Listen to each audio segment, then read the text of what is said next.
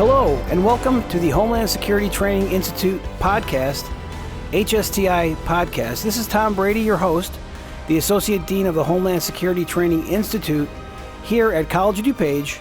And every segment that we have on the HSTI podcast, we talk about different and current issues related to Homeland Security in our country.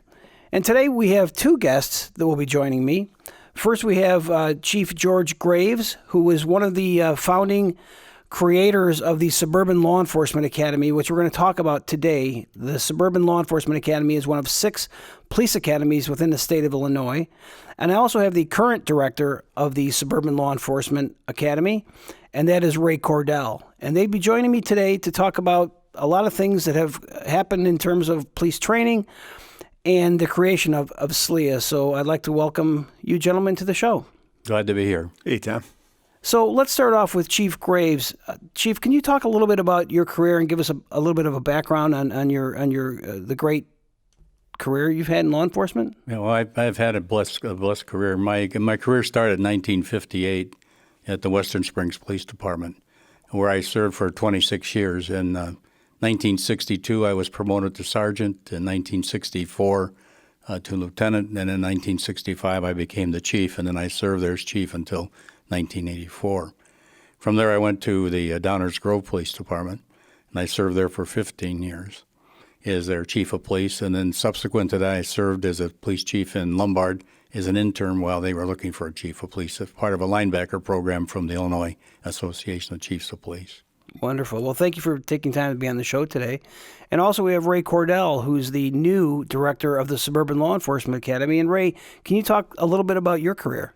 It's not as illustrious as Chief Graves, but I've been in law enforcement for over 30 years. I started way back in 1984 with the Cook County Department of Corrections. I moved very quickly thereafter to the South Barrington Police Department, where I spent 30 years. I retired from there back in July of 2015 as the deputy chief.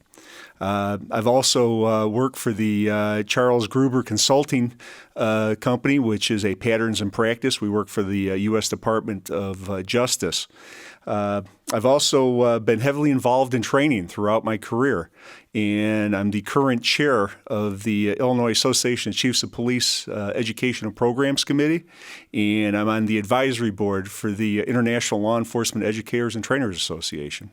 Well, both of you have great careers in law enforcement, and it's just an honor to be sitting here with you today to talk a little bit about the Suburban Law Enforcement Academy, which is near and dear to all of our hearts. And Chief Graves, let's talk a little bit about the creation of SLEA and kind of what went into that, because you were involved in the very creation of the academy here at the College of Dupage. Can you talk a little bit about how that all started? Sure. Actually, it was an idea that I had and was an objective that my village manager approved for me to try to attempt to get it going as an objective. And there was Steve Veach was our village manager, and Downers Grove had this idea that they liked us to carry its flag pretty high, the village flag. And we were having difficulty getting slots for new police officers in our academies.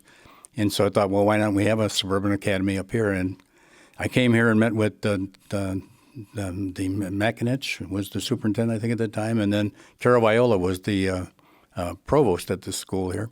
And I gave them the idea, and they said, well, let's go ahead and go with it. And they assigned a couple people from the not the academic side, but the other side, the professional education side, to work with us, a nurse and a person who was assigned to the fire service program. And then we proceeded to put together a plan and a strategic plan to try and get the academy approved.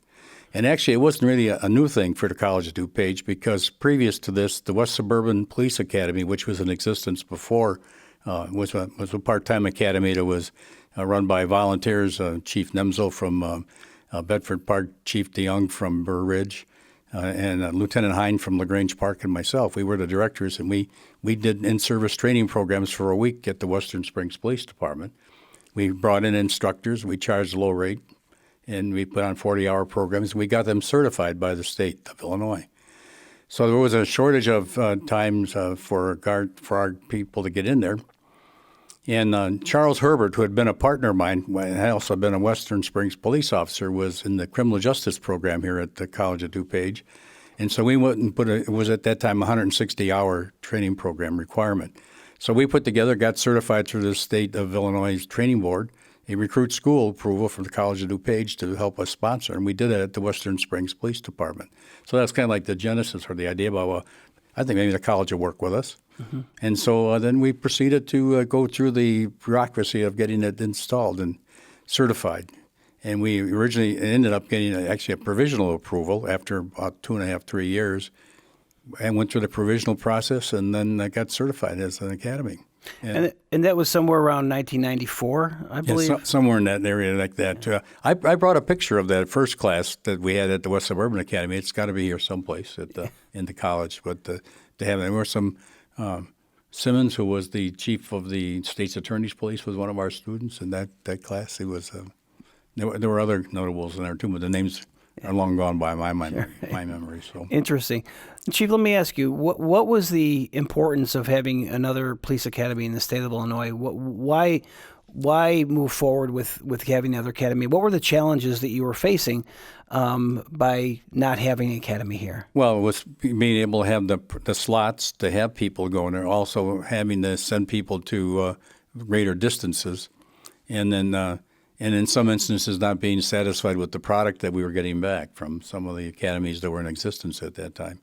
And so I thought then also, why not have an academy, too, that would be suburban-oriented as opposed to state or county-oriented, or major city-oriented. And so that was our thought process. And then some of the challenges were that there were some naysayers out there. There was actually one person who actually approached me and thought that I was trying to create a retirement job for myself at the college, which wasn't true. But that was his thinking. But I had other challenges that were offset by the fact that I also had some great support. Carl Dobbs, who was the chief of Wheaton, Chief Gary Shira, who at the time was the chief of Bloomingdale, and the chief of Elmhurst at that time, who was now a lobbyist for the Illinois Association of Chiefs, John Milner. He was another person that helped us. And then our county board member, Pate Phillips, added some strength to it when we were getting closer to the end, and we needed that little extra push to convince both the legislature and our training board that we were worthy of consideration. Wow. It's just amazing to where it started from and to where it's at now. I think Slee has grown. With your idea, Chief, of having a police academy here, it certainly has grown and it's thrived as a police academy, and that's got to be something that makes you proud. Oh, it does. Oh, yes, it does. Yeah, it's nice to see your seed grow for something like that, and to see what happens. Now, I didn't necessarily deal with all the necessary details. Sergeant, village manager Rick Jennings was also on their team, and there was a lot of work done by other people than just me to get this accomplished. Yeah, I know that you worked with a great many people that had the same focus to get this done, so it's just great. I mean, your idea coming to fruition, and to where we are now. And we have the new director of the Suburban Law Enforcement Academy, Ray Cordell. And Ray, you've been here now for a couple months as a director. Tell me a little bit about your impressions of SLEA. Well, building upon what Chief Graves and his other partners did, as of today, we have got the finest facility, definitely in the state, I would say in the country, and most likely in the world.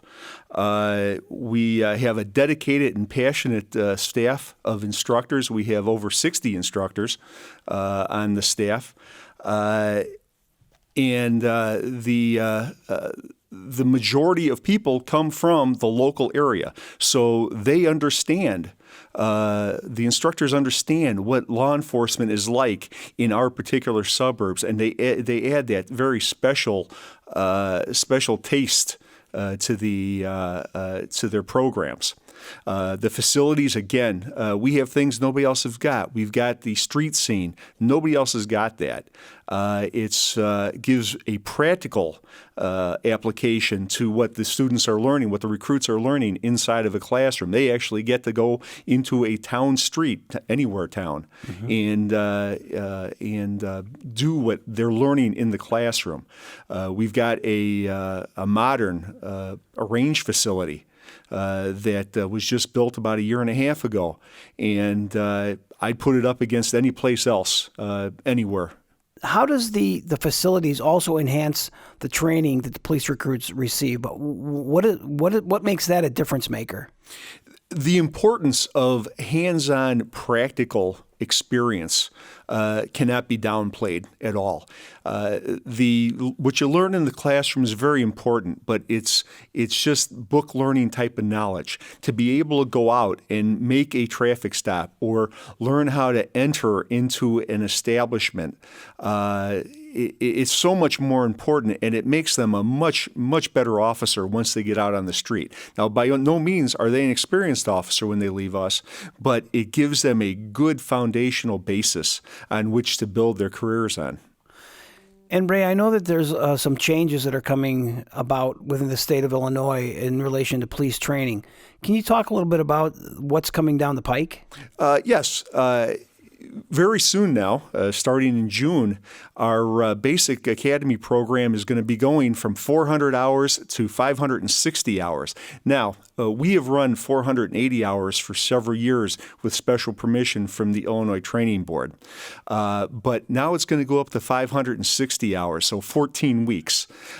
During that 14 weeks, there's 18 new blocks of instruction, and 25 blocks of instruction have been changed in their hours, either added or subtracted from. So this is a very exciting time in the basic academy arena. But also continuing education. Illinois has lagged behind many other states in the country as far as continuing education requirements go. It was that as long as you requalified every year, you were good to go. But now, starting in January of this year, a whole new format has been implemented where officers are getting trained when they're in the academy 1 year out, 2 years out, 3 years out, and 5 years out.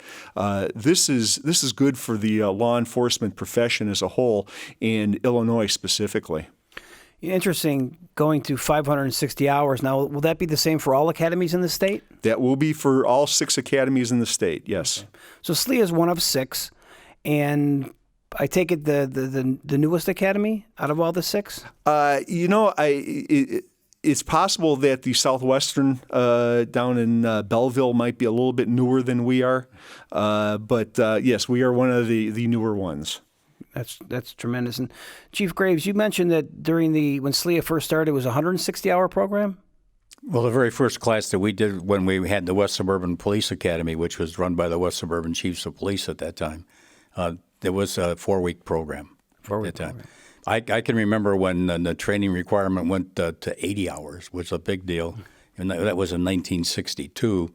Because the first 80-hour class was conducted in Western Springs at the Congregational Church that we had here in town. And it was 80 hours of instruction. Chiefs came from all over. It was a big hoopla that we went to 80 hours. Chief, you also mentioned that maybe you had a few detractors from when you first worked to create SLEA. What were some of the biggest challenges you faced as you tried to create a police academy here? Well, I guess maybe detractors might be too strong a word for it, but there were some people I might say that were naysayers. I would guess would be something like that. They didn't think it would happen, and in fact, I had one deputy chief that worked for me at that time. The day we got approved, I had to walk into his office and tell him, "Told you so." had to do that. It worked out really good. I think that probably a lot of times, when people think that something can't be done and it gets done, it's a good sign that there are opportunities to just keep pursuing it. I just wouldn't let people quit on it. They're not going to quit on this program.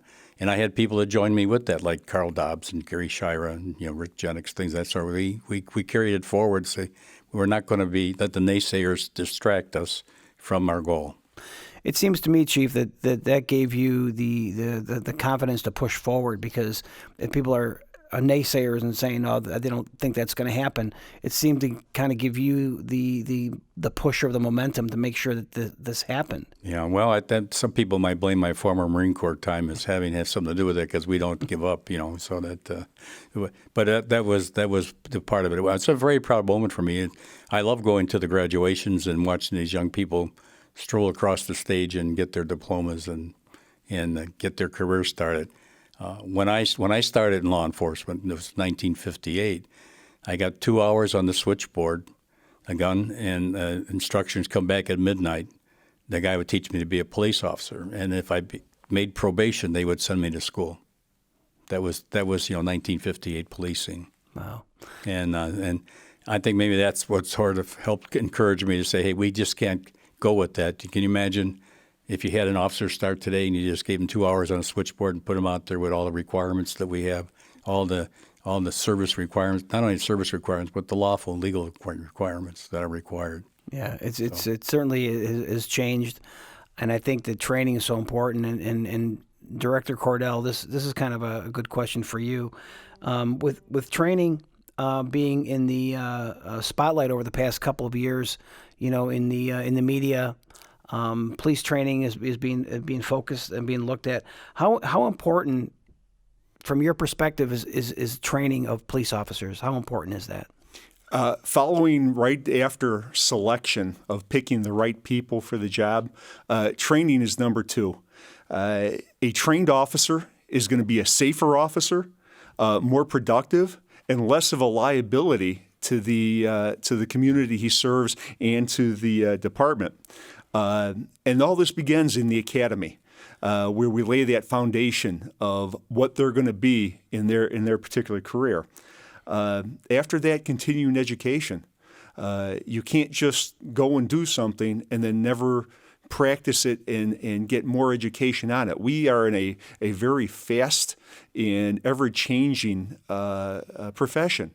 The new electronics and computers and things like that, that even when I first started didn't exist. It wasn't there.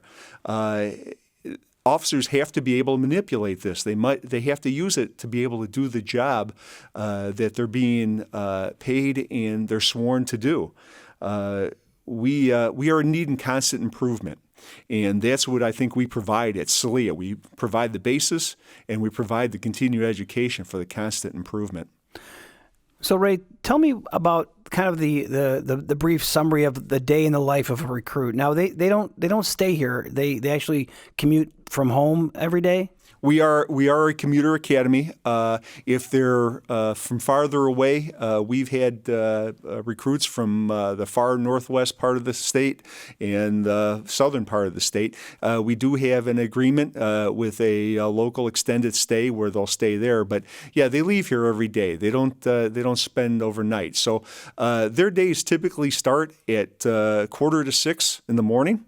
Where they meet over in our public our gym facility, and they have PT 3 days a week, physical training. After that, then they return to our facility on the other side of the campus, and they start their classes at 8 o'clock. 8 a.m. Their classes normally last Monday through Friday until about 5 p.m. So it's a long day for them. It is a long day for them. Now, you mentioned the new live fire range, which is really an incredible facility unto itself, because you're talking about a live fire range on campus at a college, used primarily by the law enforcement agencies that we serve. And that makes everything associated with SLEA on campus now, right? They don't have to go off campus for anything? The only time they go off campus is for their emergency vehicle driving, and we've got a great relationship with the Schaumburg Boomers and the Village of Schaumburg. We use their parking lot for that. But other than that, everything that the recruit needs is right here at the College of Dupage. And in terms of I think the recruits are just starting their 2-week period in the range. I think they're starting that right now. What kind of a difference maker is that to have a range on campus? Well, from what I understand, they used to go to the Will County Sheriff's Range, which was an outdoor range. Nice facility. They were there for many, many, many years. An outdoor facility, though. Anytime I'm an old firearms instructor guy, so I know from what I speak. Anytime that you are an outside range, you are always at the mercy of the weather. And we run classes all year round. So we have classes that are going during the winter, the cold of the winter, and the heat of the summer. So what the inside range does is it gives us the ability to be able to concentrate more on the instructional aspects of firearms training as compared to having to worry about the weather as well, which is always an extra stressor. Our facility also has a state-of-the-art virtual reality simulator that the recruits get an opportunity to practice without anybody getting hurt, shooting in scenarios. This is like 280 degrees, almost completely 360 around them. When the building was built, this room that this was in was specifically laid out just for this system. And again, there's nobody else, definitely in the state, that's getting this type of training. And the recruits get to use that equipment on a regular basis when they're going through their training here? They do. They spend 2 weeks in firearms training, 6 total days, 3 days and 3 days, and not only for live fire, but also, as mandated, they have the virtual reality training as well. So not only the simulators that you talked about, but the range, the street scene, the mat room, the physical education building. I mean, everything that they have is really top of the line, state of the art type training. It is. It's all the brand new bells and whistles, as they say. And you could not ask, as a director, I couldn't ask for any more than what I have as facilities. You know, Chief Graves, I'm curious a little bit about. I know SLEA, and you touched upon this a little bit, but SLEA ended up here at the College of Dupage, and I know you mentioned President McAninch was part of the group that first started supporting SLEA. So how did that all come about in terms of getting it here at the college? Were there other venues that were being discussed, or did College of Dupage step up right away, or how did that work? I never reached any place else except the College of Dupage. I graduated in the second graduating class in 1969 for my associate's degree, and I guess it might be. I hadn't thought about any other location. I just thought this was ideal. It's geography. It's and it's the service area that we would be encompassing. It's almost like a central location for the majority of the communities that we serve, and although we serve throughout the state, so I never thought about another venue. And other venues may have wanted to do that after we got started. I heard there were some junior colleges that thought, well, maybe it'd be a good idea. And I know that some colleges did their research because, like in the state of Florida, you can become a police officer by going through a junior college program, and then you go into your service and that. That was something I had looked at also, but just to get background on stuff like that. So this just seemed the ideal spot. It wasn't necessary to be looking. I wasn't trying to create competition for a location. I just wanted to get it done. Right. And it served a real need at the time, and it still does. I mean, you talk about, and Ray, you talked about how far people come to SLEA. It's in a great location, of course, but it really has opened up a lot of doors for people outside of DuPage County to come and train in this state-of-the-art facility. Yeah, I would say probably at least 50%, if not more, of our recruits are coming from the surrounding collar counties besides DuPage County. We have a large contingent that come from DuPage County from the departments that support us. But yes, we're open to everybody in the state. Well, there are some areas of Cook County, too, that are also part of the College of DuPage area, so that they also participate, too. That's right. Yeah. When I talked to Director Cordell, the new director here at the Suburban Law Enforcement Academy, we're talking about the kind of the future of SLEA. Ray, if you could tell a little bit about what you feel is the future of SLEA and police training in general? I think it's safe to say that where we are today is not going to be where we can be tomorrow. We always have to have constant improvement. I mentioned that we've got a large cadre of instructors. I want to keep building that cadre. I want to get people that can back each other up, because most of our instructors are working police officers. And as we all know, a working police officer sometimes has to go to court unexpectedly or make a late arrest. So what I want to do is I want to make sure that we've got enough instructors so that if somebody can't teach a class, we don't have to move the class. We just bring in another instructor that knows the same thing. Also, building relationships. We are part of the college. We are part of the College of Dupage, and very proudly part of the college. And I want to make sure that the college realizes what a gem they have right on their own campus in what we do. So building relationships with the faculty and the staff of the college is very, very important for me. Also, in a couple of years, I would really like to get our academy accredited by the accreditation agency. There are very few. There are no other accredited academies in Illinois right now. It would be very nice to be the first, and I don't see any reason why we shouldn't. Well, you certainly have some great goals and focus on the academy, and it's really great having you here. You know, you've come in, you've set the tone, you fit in very well, obviously, and it's just great to have you on staff here, Ray. So I look forward to working with you for many years to come. As do I. Again, I could not ask for a better place to be, a better facility to be in, and better support as we have with our advisory council, which Chief Graves is part of. Yeah.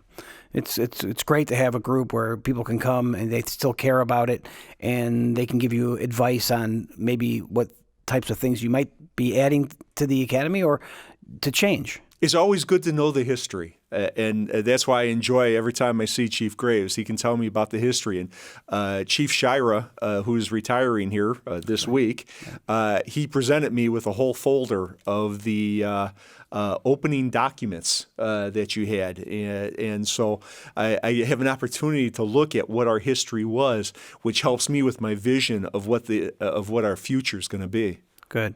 Well, again, we're thrilled to have you here, and I think we'll continue to set the bar in police training within the state of Illinois with you at the helm. So thanks for participating, Ray. Appreciate it. Thank you. And Chief Graves, let me kind of close here with getting your opinion on what are you most proud of when you look back upon SLEA. Now, I know that SLEA became an academy. I know that was your driving goal, but when you look back at the academy over the years, I think 23 years now, SLEA is an academy. What are you most proud of? Well, I think the volume of a number of people that we have trained and put out into the law enforcement field, the successes that those recruits have had, and in fact, I think it would at some time perhaps there could be a study about the people who served as class officers or received special awards to see where they're at in their career. That would be something I think would be pretty neat to find out. But I'm just proud that it's here. And I'm very appreciative of the people who helped get it through. Well, I think that's great. And I also got to say that it's been a real honor having you come on the podcast, because obviously without you and other people that you work with closely, there would not be a SLEA. So we're very, very grateful for your dedication of pushing the academy forward and making it happen. So, it's great to see that your dream continues, and we're going to continue to carry it on for you as you would expect it to be. Yeah. I think the future's pretty bright. No matter what the challenges are that will come forth for law enforcement, I'm confident that the academy will move forward and provide the services so that we can meet those challenges. Well, thank you, Chief, for your service, and thank you for participating in the podcast today. You're quite welcome. So, with that, I will close this week's podcast and let you know that you can download the HSTI podcasts on iTunes. And we always have a new guest coming up, so stay tuned for our next episode. And until then, everyone stay safe.